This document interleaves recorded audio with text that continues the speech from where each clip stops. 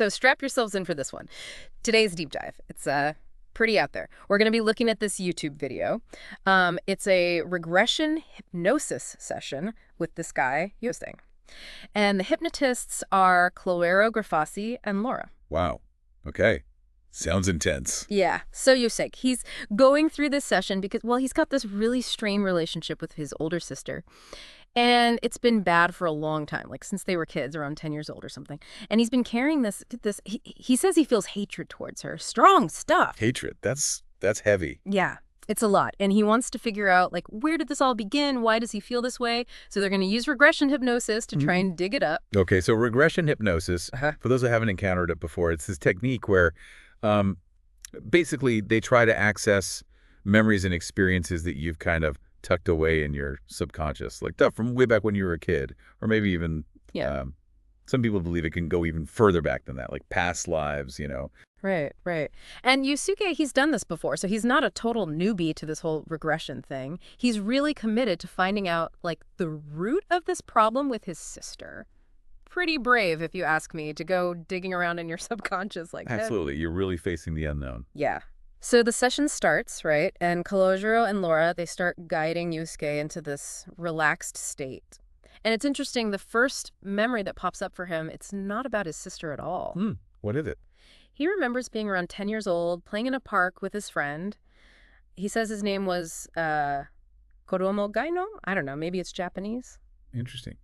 I wonder if the subconscious, maybe sometimes it offers these little moments of peace or joy before you have to confront the heavier stuff. Maybe. And then they get into this really interesting part, right? They ask Yosuke to see himself, like, from an outside perspective. And he says he feels joy in his heart. And he sees it as the color pink. Pink for joy. That's kind of sweet. Yeah, and then they ask him to change the color to green. And he says he starts feeling this sense of tranquility. So this color thing, it's all about how our minds represent emotions, right? It's like a symbolic language. The color is the symbol, and it's linked to a certain feeling. And it's interesting how, under hypnosis, these emotional states can seem so fluid. Like they can be manipulated just by changing the color. Exactly. But then, boom, the whole mood shifts. They guide him to a memory of his sister back in their home, and suddenly all these negative emotions come flooding in.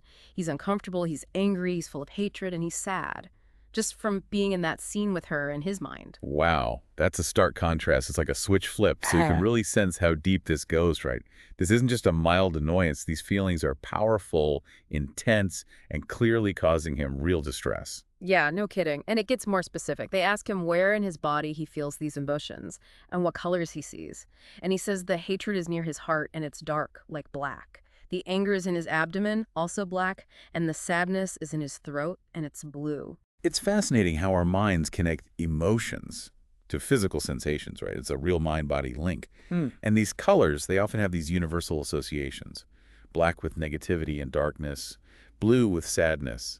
It's like a way for our subconscious to express these feelings in a tangible way. So now here's where things get really weird. They try to take him back to the exact moment the hatred began. To the source, But instead of a normal childhood memory, Yosuke says he's not even on Earth. He says he's in space, surrounded by stars. Whoa, okay, that's unexpected. Definitely not your typical childhood flashback. Yeah. It's almost like the regression is tapping into something beyond his normal memories of this life, something deeper. And get this, he says his sister is there too, on one of those stars. No way. Yeah. And at first, he says she looks gray and human-like, but then he clarifies. He says she actually has the form of an extraterrestrial. An extraterrestrial. An extraterrestrial. Okay, now we're going down the rabbit hole. So, in Yosuke's mind, his sister, in this space memory, is an alien. That's a pretty wild twist.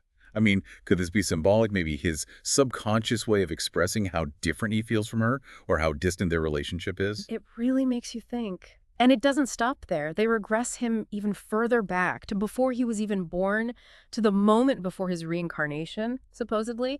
And he says he feels cold. Cold. It's interesting how these physical sensations come up, right? Maybe the coldness represents that transition, that state of being before entering a physical body. Yeah, could be. And then they ask him who's there with him during this reincarnation moment. And he says, my wife. But then, get this, they ask him to reach out and touch her.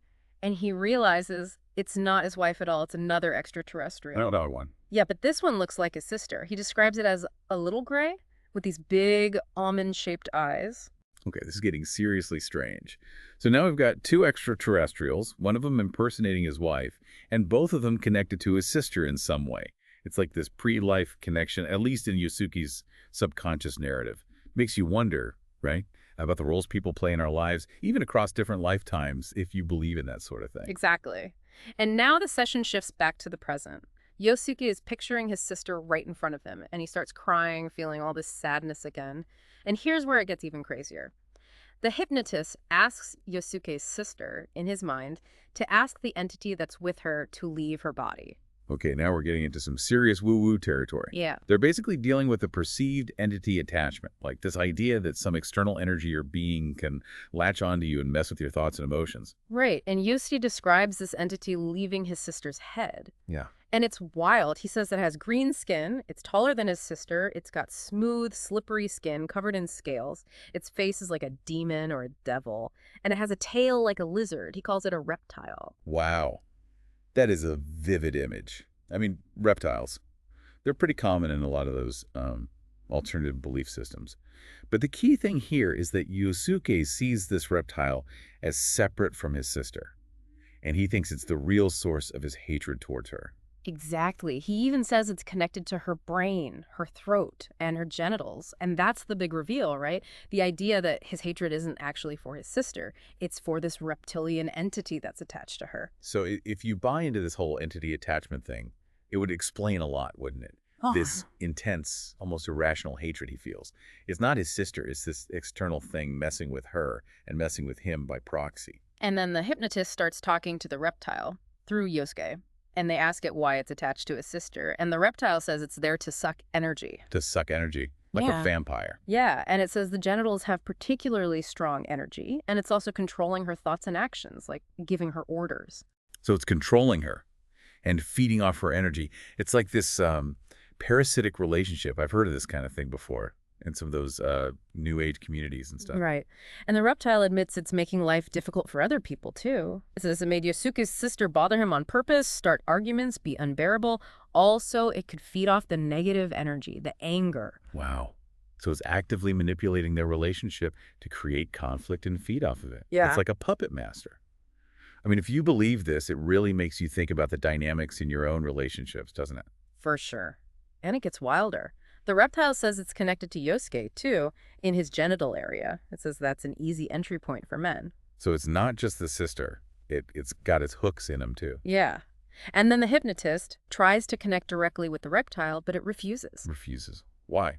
I don't know. Maybe it's scared of the hypnotist, or maybe it can only communicate through Yosuke and his sister. But the hypnotist doesn't back down. They confront the reptile, like really forcefully.